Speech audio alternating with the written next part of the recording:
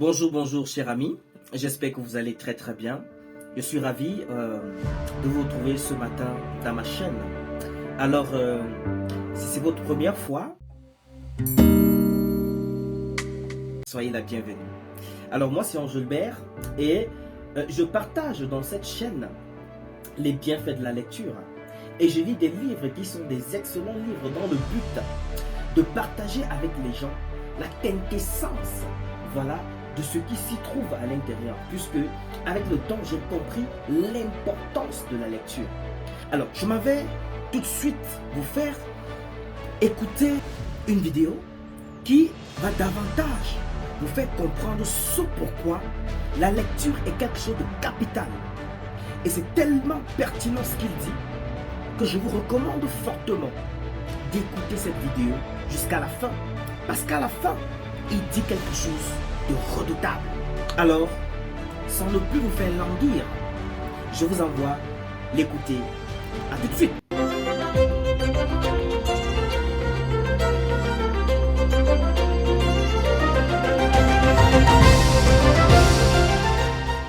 Lisez.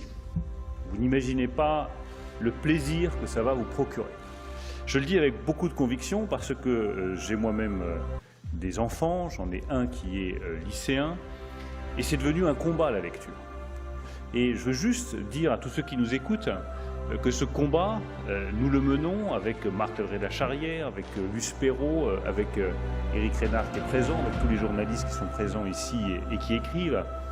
C'est pas pour vous ennuyer, c'est pas pour faire des leçons de morale, c'est pas pour vous obliger à faire des activités qui seraient pénibles, c'est parce que, je le redis, la lecture est un immense plaisir, qu'elle va développer votre imagination, qu'elle va vous permettre de vous ouvrir à des mondes radicalement nouveaux dans lesquels vous ne seriez pas entré sans les mots, qu'elle va vous permettre de mieux comprendre qui vous êtes, de mettre des mots sur des choses que vous ressentez et que vous ne savez même pas de vous-même, et qu'une personne totalement inconnue, que vous n'avez jamais rencontrée, que vous n'avez jamais vue, que probablement vous ne verrez jamais et que vous ne rencontrerez jamais, vous soufflera à l'oreille, par les mots, dans le silence de la lecture, des choses que vous n'auriez jamais comprises sur vous si vous ne les aviez pas lues.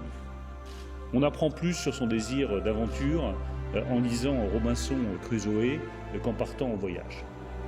On apprend plus sur le désir et la jalousie qui peut animer le désir et qui est souvent à la base du désir, en lisant Albertine retrouvée ou La prisonnière, qu'en en faisant soi-même l'expérience. Et quand on souffre soi-même de jalousie parce qu'on aime quelqu'un qui ne vous aime pas ou qui est aimé par quelqu'un d'autre, eh bien il suffit de lire Proust pour comprendre ce que c'est que ce sentiment, de mettre des mots dessus, et ces mots vont vous apaiser. Ces mots vont vous apaiser parce que vont vous faire comprendre que vous faites partie d'une collectivité qui ressent les mêmes choses et que vous n'êtes pas tout seul. Et c'est ça la singularité de la lecture. C'est que c'est une activité solitaire qui vous ouvre au reste du monde. Vous êtes seul et vous n'êtes jamais autant avec tous les autres que lorsque vous lisez un livre. Donc je le redis à tous ceux qui nous écoutent, à tous les jeunes qui nous écoutent, lisez, arrachez-vous aux écrans. Arrachez-vous aux écrans. Les écrans vous dévorent, la lecture vous nourrit. C'est toute la différence. Les écrans vous vident, les livres vous remplissent. C'est toute la différence. Alors évidemment que c'est un combat parce que l'écran c'est la facilité, on est capté, l'attention est captée, puis en plus ils sont tellement bien organisés, ça fera le lien avec les GAFA, qui savent vous donner, exactement comme on le fait pour les rats, des petits stimuli nerveux, toutes les 5 secondes, toutes les 10 secondes, qui vous obligent à continuer à rester scotché à votre écran. Mais malheureusement, c'est pas ça qui vous permettra de développer votre liberté. Et je termine par là parce que c'est aussi une conviction très forte chez moi. La littérature est une arme de liberté. Et les écrans, trop souvent, peuvent devenir, pas toujours, je ne parle pas des écrans de cinéma, je parle des écrans des géants du digital, peuvent devenir des instruments d'asservissement.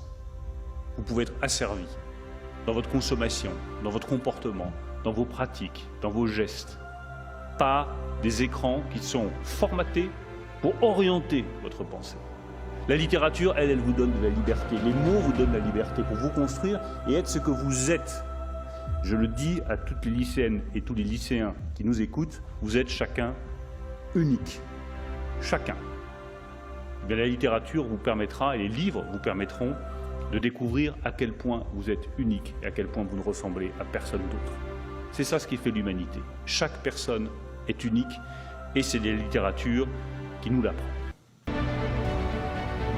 Alors je pense que vous avez aimé, vous avez apprécié cette vidéo.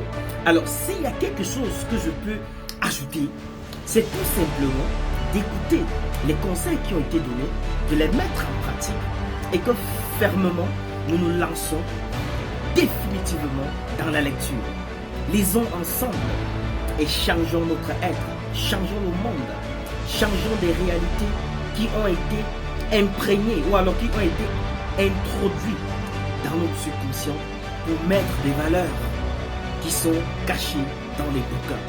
Parce que c'est très très important. Alors, merci de m'avoir écouté jusqu'à la fin. À la prochaine. Je vous aime.